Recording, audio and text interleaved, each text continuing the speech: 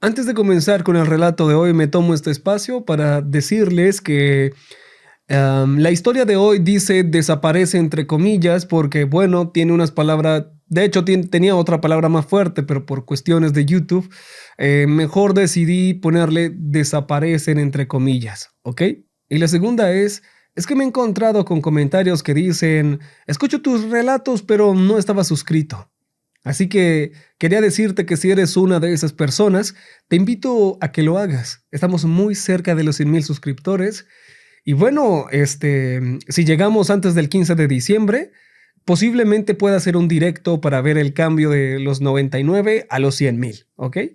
Así que, bueno. Y se preguntarán por qué antes del 15. Bueno, después del 15 ya no estaré en casa, así que solamente puedo antes. Así que bueno, sería todo. Aunque bueno, independientemente si llegamos en diciembre o en enero, pues lo haré. Pero digamos que, bueno, estamos cerca y entonces como que te emociona, ¿no?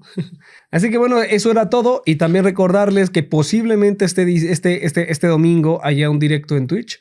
Así que los invito a que me sigan. Dejaré el link en un comentario fijado. Y bueno, si hay, en redes les avisaré. Y si no, pues también. Así que los dejo con el relato de hoy.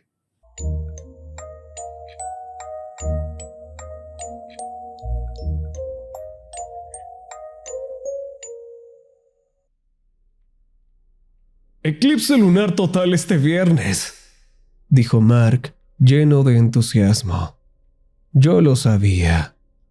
Su perverso entusiasmo me irritó, pero sabía que siempre le había fascinado a lo largo de nuestro matrimonio. Hoy hablé con Steve sobre eso, dijo, bajando la voz como si saboreara las palabras.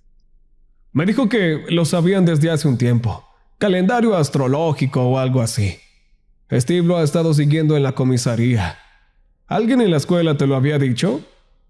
Ah, sí. Mentí. Deberías habérmelo dicho. Su irritación se agudizó. Luego se suavizó hasta convertirse en algo casi alegre. Después de un momento de silencio, preguntó: ¿Cuántos crees que matará este año? Tomé aire, obligándome a calmar la irritación en mi voz. No lo sé, Mark. Sabes que no me gusta hablar de eso. Pero los números regresaron sin ser llamados. Todo el pueblo los conocía. Martes, 6 de julio de 1982. Uno muerto. Jueves, 30 de diciembre. Ese mismo año, uno más. Jueves, 17 de agosto de 1989, 4. Miércoles, 9 de diciembre de 1992, otros 4. Lunes, 29 de noviembre de 1993, 4 de nuevo. Y justo esta primavera, miércoles 3 de abril de 1996, 6 muertos. 20 cuerpos en Amherst. No me gustaba pensar en eso. Me imagino que más que la última vez, dije por fin, aunque solo fuera para calmarlo. Cariño. La voz de Mark se elevó con un brillo extraño y ansioso. Steve dice que están seguros de que lo atraparán esta vez. No era la primera vez que la policía pensaba que estaban cerca de atraparlo. Sí, eso lo han dicho antes, le recordé. Lo sé. Pero, Steve, no puedo darme detalles, ya sabes, cosas de policías. Pero jura que esta vez es diferente. Steve era un hombre bueno y tenía buenas intenciones para ser policía, pero la mitad de las veces no sabía ni dónde estaba parado. Bueno, espero que tenga razón, dije, aunque no lo creía. La primer muerte había sacudido a la ciudad hasta la médula. Miércoles 7 de julio. Un corredor matutino tropezó con el cuerpo de Michael Strong, un delincuente de 16 años, a orillas de Puffers Pond. Le habían cortado la garganta tan profundamente que su cabeza estaba casi separada. La pura brutalidad sugería a alguien que lo conocía. Uno de los novios recurrentes de su madre fue detenido, interrogado, y tan rápido como llegó, fue liberado. El pueblo estaba revolucionado ese verano, el verano después de que Mark y yo nos graduamos. Nuestra relación apenas había comenzado. Él estaba aterrado de que conociera a alguien más en la universidad ese otoño. Luego ocurrió la muerte, y él se sintió aún más horrorizado, pero incapaz de apartar la mirada. Después de todo, su hermano menor había ido a la escuela con Michael Strong. Yo también. De verdad quiero ver al monstruo que podría estar haciendo esto. Hizo una pausa. El autobús está aquí. Dile a Shar que la quiero. Ok, lo haré. Te amo. Yo también te amo. Te veo esta noche. Era difícil creer que Sharon ya tenía 7 años. El 2 de agosto de 1989 sigue siendo el día más difícil de mi vida. 9 horas de parto. Cada contracción una ola gigante que me desgarraba. Recuerdo haber agarrado la mano de Mark tan fuerte que mis uñas le dejaron marcas crecientes en la piel. Su voz me tranquilizaba a través del dolor. Y luego, por fin, su llanto partió el aire.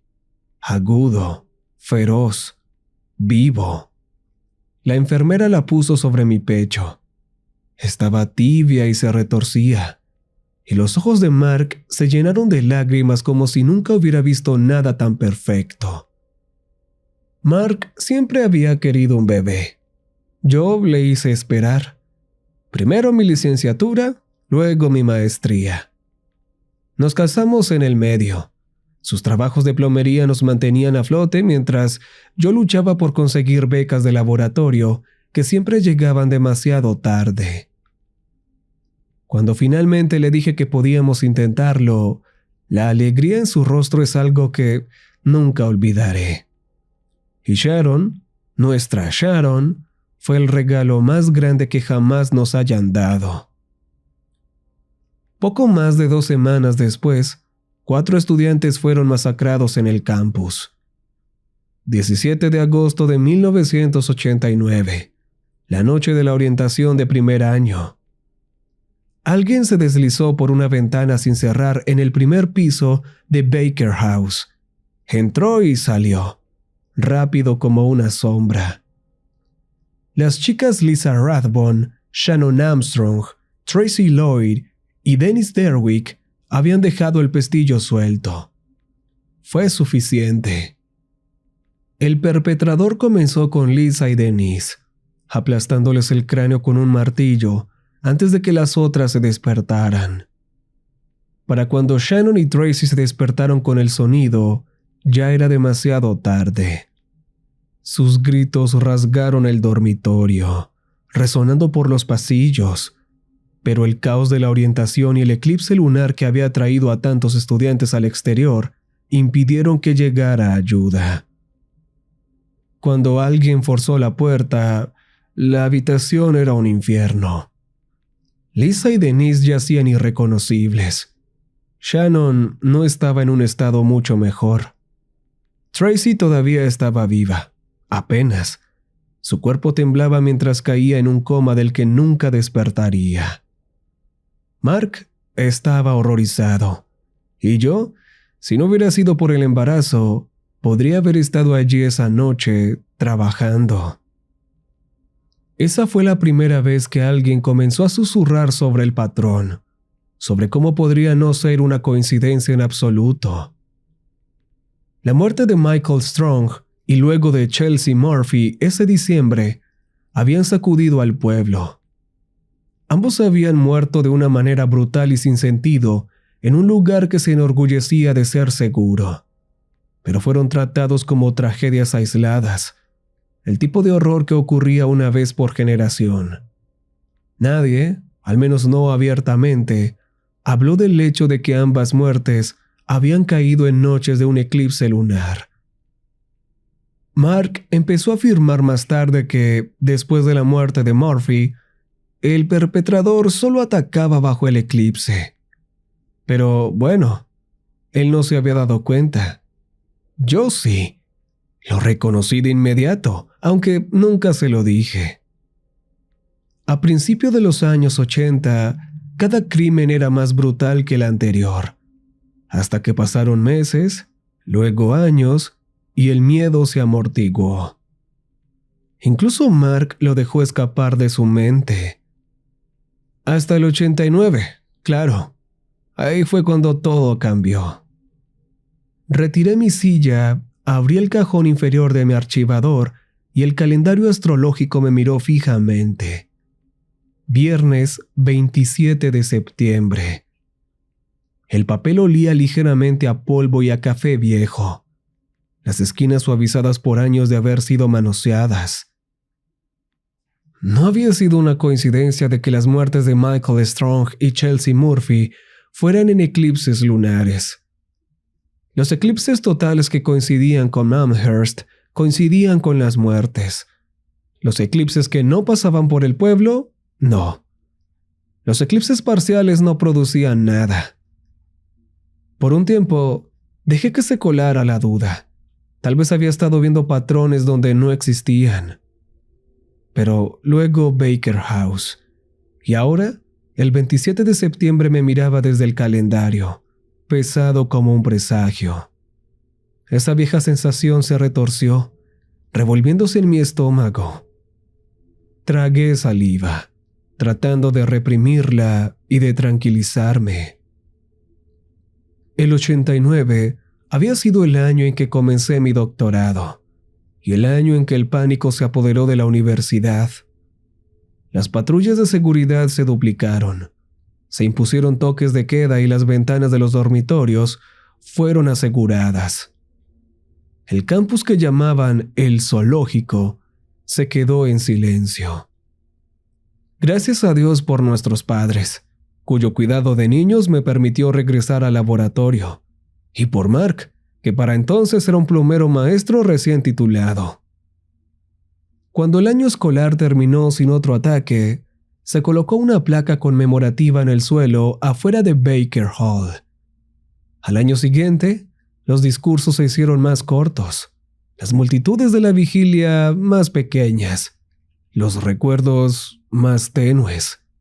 Y para diciembre de 1992, las muertes habían sido casi olvidadas. Para entonces, yo estaba impartiendo clases de nivel 100 a salones llenos de estudiantes de primer año. Las finales se acercaban, las vacaciones flotaban en el aire, e incluso después de toda una vida en esta ciudad, la vista de ella vestida para Navidad aún podía arrancarme una sonrisa. Sí, incluso ese diciembre. Los ladrillos brillaban cálidos contra el frío. Las linternas ardían en el centro de la ciudad y los jardines del campus brotaban con árboles de Navidad y muñecos de nieve.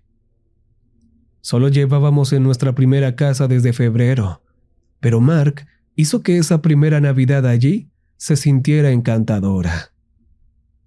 Era el tipo de calma que se instala justo antes de que enero y febrero sepulten la ciudad bajo montones de nieve más altos que las ventanas. Mis estudiantes, tanto forasteros como internacionales y chicos del este de Massachusetts, parloteaban con emoción sobre el inminente eclipse lunar, llamándolo un milagro navideño. Yo sonreí y los dejé. No tuve el valor de decirles lo que realmente significaba. Estaba agradecida de que ninguno de mis estudiantes fuera atacado, ninguno de la universidad en absoluto. Miércoles 9 de diciembre. 4 estudiantes de Amherst College se estaban riendo en medio de una pelea de bolas de nieve en East Drive cuando el tirador atacó. Jamal Navier, Elizabeth Hawkins y Dorothy Freeman cayeron al instante, acribillados a tiros con una precisión que ningún aficionado podría lograr. Jacob Donnelly corrió. El tirador le rozó el hombro. Lo dejó caer en la nieve y mientras suplicaba y rogaba, le disparó una ronda final en la cabeza, al estilo de una ejecución. Había dejado de nevar esa tarde. Steve le dijo a Mark que si los copos hubieran seguido cayendo, podrían haber rastreado los neumáticos. Pura basura, si me preguntas. Steve estaba trabajando en un escritorio, no en este tipo de cosas. Lo que sí tenían era 7 casquillos, todos calibre .45 de una Colt M1911. La cacería humana se desató. La prensa le dio un nombre al atacante: el perpetrador de la luna de sangre. No sé quién lo acuñó, pero se quedó, extendiéndose como un reguero de pólvora. La policía comenzó a arrastrar a todos los residentes de Amherst que poseían un calibre .45, interrogando a veteranos, quemando pistas. Y luego, justo después de Año Nuevo, todo el sistema de la Universidad de Massachusetts se tambaleó cuando el profesor Ian Lowe fue arrestado. Un veterano, su pistola de servicio convenientemente desaparecida, su esposa negándose a confirmar su coartada. Mark se quedó atónito. Habíamos cenado en casa de Lowe solo unas semanas antes, en acción de gracias. Trató de salvar las apariencias insistiendo en que Lowe siempre le había caído mal. Los hombres atractivos a menudo lo hacían. El juicio comenzó ese junio, un circo completo. Los periodistas inundaron el tribunal de distrito de Hampshire. El oeste de Massachusetts nunca había visto algo así. La policía, la fiscalía, toda la comunidad creía tener a su hombre. Lowe había vivido en Amherst desde el 78. Era grande, estaba en forma, era un veterano. Su arma se había ido. No podía explicar eso. Intentaron vincularle las 10 muertes a él. Los detalles que no encajaban, como que no estaba en Amherst el 6 de julio de 1982 y que no pudo haberse colado por la ventana de Baker House, se dejaron convenientemente sin mencionar. Todavía recuerdo la transmisión en septiembre. Sharon estaba jugando con Mark en la alfombra mientras yo veía las noticias. La defensa había presentado a una nueva testigo, la estudiante de posgrado Kelly Horan. Yo la conocía. Sabía sobre su relación con Lowe. Sabía sobre sus relaciones con asistentes de enseñanza, con el personal, con cualquiera que le dirigiera una mirada. No pasó mucho tiempo antes de que el caso de la fiscalía comenzara a desmoronarse. Pero a medida que se acercaba noviembre y el siguiente eclipse lunar anticipado, el pueblo contuvo la respiración. Descubriríamos de una forma u otra si el perpetrador de la luna de sangre ya estaba bajo custodia o seguía en libertad. Lunes 29 de noviembre de 1993. La luna se había oscurecido hasta el tono más profundo que jamás había visto. Luna de sangre es un nombre inapropiado. Generalmente es de un naranja apagado, pero esa noche era casi roja, brillando como un carbón ardiente mientras conducía a casa bajo ella. La gente dijo que el eclipse duró 1 hora. En realidad fueron 46 minutos. Cuando entré, Mark me dio la noticia. 4 más. 2 estudiantes, justo al norte del campus, cerca de Fairfield Street, a la intemperie, observando la luna. Riley Tompkins y Sarah Jacobs. Un vecino, Ken Williams, de 56 años, había oído el disparo y salió con su propio revólver, con la esperanza de ayudar. En cambio, se encontró con el hombre. Ken recibió un solo disparo por encima del ojo izquierdo, cayendo al instante. El hombre se dirigió de nuevo hacia la universidad. El estudiante de posgrado, Li Xiu, acababa de salir del laboratorio de ciencias biológicas. Él no corrió. Mark estaba horrorizado. ¿Y cómo no estarlo? Yo trabajaba justo allí. Incluso yo también lo estaba, aunque por una razón diferente. Yo había conocido a Li Xiu. Había sido un estudiante excepcional, tranquilo, preciso, cortés. Su trabajo en el laboratorio era meticuloso. El profesor Lowe fue liberado poco después. Su matrimonio se disolvió y se mudó lejos de Amherst.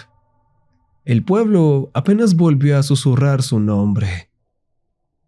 Steve le contó el resto a Mark una noche mientras tomaban cervezas en la mesa de nuestra cocina, mientras yo aguzaba el oído desde la otra habitación.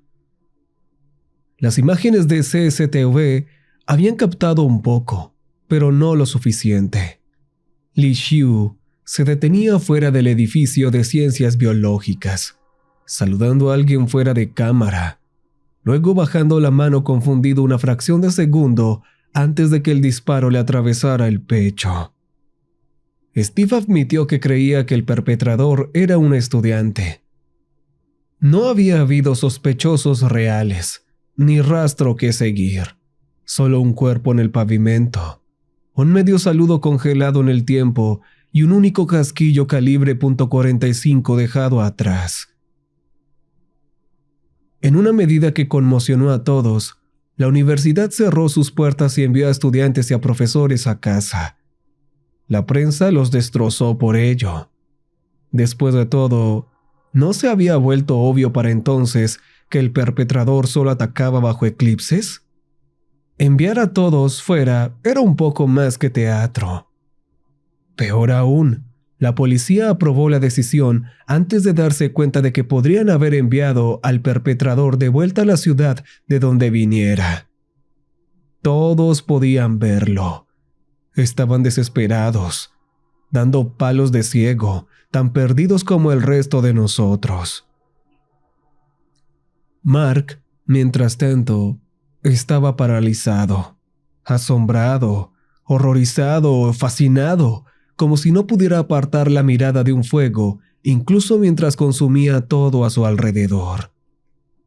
A mí me quedaba algo más, el mismo vacío posterior que siempre seguía, un dolor de cabeza palpitante, agudo y amargo como una resaca, un entumecimiento creciente que apagaba los bordes del pensamiento, y debajo de todo, la aplastante inutilidad de saber que volvería a suceder. Después de esas 4 muertes, el frenesí del pueblo se amortiguó. Los titulares se encogieron, las noticias nocturnas pasaron a otra cosa y el parloteo en los pasillos del supermercado se desvaneció en silencio. El caso se enfrió, otro nudo sin resolver consignado al rumor. La universidad, ansiosa por lavarse las manos, erigió otra placa, esta vez cerca de Governor's Drive, para los 3 estudiantes perdidos. No se mencionó a Ken Williams. Un hombre de mediana edad no tenía el mismo peso que estudiantes con futuros por delante. Su nombre se deslizó en el silencio. Una nota a pie de página, si es que al menos fue eso. Meses sin eclipse se convirtieron en años. Sharon comenzó la escuela y la vida encontró su extraño ritmo de nuevo.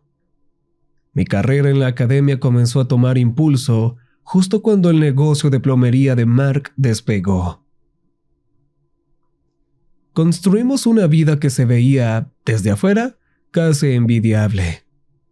Una casa ordenada, trabajo estable y risas en la mesa. Mark anhelaba otro hijo, un varón, decía, para equilibrar la balanza. Logré disuadirlo, escudándome en la excusa de mi carrera. Becas, investigación, conferencias. Le dije que necesitaba tiempo. Pero la verdad era más simple y mucho más oscura. No podía imaginar traer otro hijo a un mundo donde el aire mismo parecía encantado, donde las sombras regresaban cada vez que la luna ardía en rojo. Un hijo era suficiente. Uno ya era demasiado riesgo. Casi 3 años enteros se deslizaron. Nos habíamos mudado a una casa más grande y bonita en Pine Hollow. Irónicamente, justo al final de la calle donde Michael Strong había sido masacrado años antes. El vecindario cerca de Puffer's Pond estaba tranquilo ahora, limpio de recuerdos, aunque yo nunca podría olvidarlo del todo. Me enterré en el trabajo, con papeles y conferencias apilándose unos sobre otros, hasta que marzo se acercó casi inadvertido. Fue entonces cuando la sensación familiar regresó, instalándose en mí con un peso que no podía sacudir ni nombrar. Comenzó en el estómago, un vacío roedor. No dolor exactamente, sino una vacuidad. Mi piel se sentía inquieta. Mi sangre se aceleró. Mis pensamientos se volvieron irregulares. Había aprendido a reconocerlo a lo largo de los años, aunque nunca le siguió ninguna explicación. Siempre era lo mismo, una agitación lenta y voraz que me dejaba incómoda en mi propio cuerpo, como si me hubieran vaciado y reemplazado con algo que anhelaba más de lo que jamás podría dar. El miércoles 3 de abril trajo consigo un atisbo de esperanza. El eclipse de ese día pasaría inadvertido, tragado por el cielo de la tarde, y algunos susurraron que tal vez, esta vez Amherst se salvaría. Pero la esperanza, como cualquier otra ilusión, se disolvió rápidamente. La policía y la Guardia Nacional patrullaban en masa, apostados en cada esquina y agrupados en parejas en todo el campus. ¡Diablos! En toda la ciudad. Su presencia era ruidosa, visible, destinada a tranquilizar, y sin embargo, dejaba puntos ciegos lo suficientemente grandes como para que un cuerpo se colara. Y eso lo hizo justamente aquel hombre. Entraron desapercibidos en el Mullins Center, donde la vida continuaba como si nada pudiera suceder bajo una guardia tan pesada. Dentro del vestuario de mujeres, en medio del vapor y el silbido de las duchas. La estudiante de último año, Chelsea McRae. El arma era simple, doméstica, no más grande que un cuchillo de mesa. El agua seguía corriendo, las cortinas corridas, el vapor arremolinándose perezosamente por la habitación de azulejos. Durante varios minutos, su cuerpo pasó desapercibido. La escena oculta a plena vista, mientras el hombre se escabullía. Solo cuando otra chica corrió la cortina después de ver sangre, fue que el silencio finalmente se rompió, y el aire se llenó de los gritos que nunca te abandonan una vez que los has escuchado. Estudiantes y personal salieron a raudales de Mullins Center en una estampida ciega, cuerpos chocando, voces gritando, mientras las autoridades tropezaban para acordonar las salidas, para presionar hacia el interior, para simplemente dar sentido al caos. En medio del alboroto, el hombre se movió sin ser notado. Su mano tembló contra la empuñadura de la .45 oculta, un impulso casi incontrolable de disparar a la multitud. ¿Por qué no lo hizo? Quizás intervino algún reflejo primario de autoconservación. El instinto que usualmente lo impulsaba hacia adelante, por una vez, lo contuvo. En cambio, se deslizó hacia la planta física. Dentro, los trabajadores continuaban, casi ajenos a la conmoción exterior. El rugido amortiguado de la multitud apenas llegaba a ellos. Un hombre, Devon Wade, incluso detuvo al hombre para preguntar qué estaba pasando. Pasaron junto a él sin decir una palabra. Segundos después, dentro, comenzó el infierno. Robert Macmillan fue el primero. Un solo disparo debajo del ojo derecho, limpio, clínico, y cayó sin siquiera un grito. El sonido atrajo a Kevin desde una puerta lateral. Se congeló ante la escena. El cuerpo de Robert estaba extendido en el suelo, con la pistola ya girando hacia él, y solo logró un ahogado no antes de que la bala se enterrara en su pecho. Detrás del perpetrador se abrió otra puerta. Devon Wade, el mismo hombre que había preguntado tan casualmente un momento antes. ¿Por qué había corrido hacia los disparos? Tal vez el sonido estaba amortiguado. Tal vez el caos exterior lo distrajo. Cualquiera que fuera la razón, solo duró un respiro. Una bala le alcanzó el cuello, haciéndole tambalearse, con las manos presionadas contra la herida, mientras la sangre brotaba en grandes chorros húmedos. Se desplomó, gorgoteando en el suelo. El perpetrador siguió adelante. En un armario de suministros, Javier Madeira fue descubierto acurrucado. Dijo, por favor, en inglés, y fue la única palabra que dijo antes de que la .45 le partiera el cráneo, salpicando los estantes detrás de él. En el extremo opuesto de la planta, un atisbo de movimiento delató a Raymond Gibson.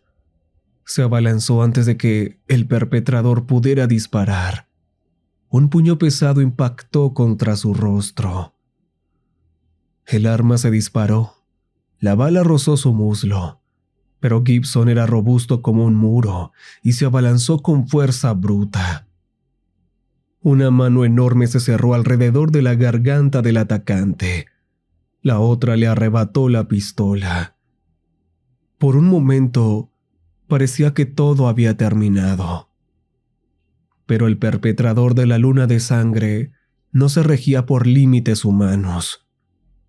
En ese frenesí, arañó hacia abajo con su mano libre, las uñas rasgando tela y carne, desgarrando el abdomen de Gibson en un movimiento salvaje y animal. Su grito fue primario, reflejo, y su agarre flaqueó. El perpetrador se apoderó de la .45, empujó la boca del cañón contra su cráneo y disparó. Hueso y materia cerebral salpicaron la pared. Gibson se desplomó, finalmente inmóvil. La planta quedó en silencio, salvo por el eco del agua goteando, el polvo que se asentaba y el sutil silbido de la sangre que se acumulaba en el cemento. El perpetrador se movió por puro instinto, saliendo de la planta baja con cautela de un depredador, pegado a las sombras, bordeando los edificios donde había cámaras instaladas. La sangre se pegaba a su piel, empapaba su ropa, se endurecía en su cabello. Debería haberlo hecho visible para cualquiera con ojos. Y, en verdad, la gente vio. Los rostros se giraron, las miradas se detuvieron, pero nadie intervino. En el caos, ¿quién se interpondría delante de una mujer de 160 metros goteando rojo cuando el perpetrador todavía andaba suelto? Llegaron a su coche sin ser desafiados, las manos temblando solo cuando la llave se deslizó en el encendido. Esa misma fuerza sin nombre que había impulsado la masacre los arrastró hacia adelante, por Long Plain Road, donde se desviaron y se metieron en el arroyo. El agua era glacial, mordaz. Sin embargo, no hubo shock registrado. La carne se adormeció mientras la sangre se desprendía, flotando río abajo con cintas rojo-negro. Se pusieron ropa deportiva manchada de un bolso de lona y lastraron su atuendo arruinado con piedras antes de hundirlo en la corriente. Luego de vuelta al coche, en dirección norte. Arriba, la luna de sangre se cernía, madura, hinchada, más profunda que el óxido. Imposible no mirar, imposible no sentir cómo el hambre cedía, el cuerpo asentándose en el tranquilo temblor de la saciedad. Para cuando llegaron a Bay State Franklin, la llamada había sido hecha. La voz frenética de un esposo al otro lado, exigiendo saber qué había pasado. Ella lo tranquilizó con tonos firmes y le explicó que solo había quedado atrapada en la estampida de Mullins Center. Un codazo en el ojo, un antebrazo en la garganta, el aplastamiento de cuerpos en huida. Eso, dijo, era la razón por la que tenía un ojo morado, los anillos oscuros alrededor de su cuello, la conmoción cerebral palpitando en su cráneo. La conmoción cerebral justificaba el viaje al norte. Los doctores no estaban convencidos, no del todo. Sus expresiones parpadearon con duda, notando las inconsistencias en su historia. Pero ella estaba herida. Estaba temblando. Era una víctima. Eso fue suficiente. El mundo se inclina hacia la explicación más simple, y nadie miró más de cerca. Y en realidad, ¿quién podría culpar a una mujer por la histeria después de escapar de el perpetrador de la luna de sangre? Realmente nunca vuelvo a la normalidad hasta la mañana siguiente. Los bordes de la noche llegan primero, fragmentos, impresiones, y solo con la luz del día, la memoria se solidifica en algo que puedo sostener sin que se me escape de los dedos. A lo largo de los años, esos fragmentos se han multiplicado. Donde antes había un agujero negro, ahora hay una serie de imágenes irregulares que puedo armar como un collage brutal. De niña me describieron como alguien que tenía rabietas terribles. Solo recuerdo un eco. 9 años. Un bate. La pierna de mi hermano rota. Él nunca me perdonó. Yo nunca me perdoné una vez que la historia fue contada en voz alta y sellada en el registro familiar. En la escuela secundaria hubo una pijamada, Shelly Thomas, y me desperté con un frenesí que no pude nombrar. Llamaron a la policía, me llevaron para observación y me liberaron. Los adultos lo ignoraron como una aberración fugaz. Me vieron a mí, no vieron lo que me empujaba. Durante mucho tiempo traté de contenerlo. Me encerraba en la casa las noches en que la luna amenazaba con sangrar. Tapaba las ventanas y encadenaba las puertas. Sin embargo, esa cosa voraz en mis entrañas no prestaba atención a las cerraduras. Hervía hasta que se quemaba y rompía. Si no lo alimentaba, si no le daba su obscena saciedad, sentía como si fuera a desmoronarse. El hambre no era una metáfora, era una presión desgarradora debajo de las costillas y la razón. Una exigencia que difuminaba el pensamiento y la voluntad hasta que todo lo que quedaba era la supervivencia animal. Después de Michael Strong, las pesadillas comenzaron en serio. No podía recordar el día en sí, pero su grito vivía dentro de mí. Una garganta que no se cerraba. El grito de Chelsea Murphy se unió a él, y luego el sonido de los cuerpos cayendo. Busqué ayuda. Me senté en las consultas de terapeutas y traté de explicar el vértigo de pavor que me invadía en ciertas noches. Asumieron que yo era como otras 100 personas en el pueblo, atormentada, aterrorizada, una víctima sensata de las circunstancias. Los dejé creerlo. Hubo 7 años en blanco, una extraña misericordia. Sharon nació. Mark y yo construimos una vida que parecía ordinaria. Por un tiempo, las mareas de la cosa dentro de mí disminuyeron. Luego ocurrió lo de Baker House. Ya no pude fingir, ya no pude engañarme. Los hechos se alinearon como clavos en una tabla. He pensado en terminar con esto. He imaginado entrar en una comisaría y desvelar todo. Nombres, fechas. Me he sentado en la oscuridad y he imaginado el rostro de Mark cuando leyera la confesión. Las pequeñas manos de Sharon en las suyas cuando las rejas se cerraran de golpe. El pensamiento se retrae como una mano ante una llama. ¿Podría hacerle eso a mi hija? ¿Al hombre que me ha amado? ¿Podría entregarles los restos huérfanos de una vida que yo ya había roto? Y ahora miro el calendario. Este viernes acercándose, 27 de septiembre. El hambre ya ha empezado a roer, un dolor vacío que ninguna comida puede tocar. Se aprieta más con cada hora que pasa, un recordatorio silencioso de que la resistencia es inútil. Ya no sé qué espero. ¿Liberación? ¿Descubrimiento? ¿Muerte? Quizás las 3 cosas. Pero sé esto. Cuando la luna de sangre ascienda al cielo, su sombra me tragará por completo. Y cuando lo haga, el mundo sangrará.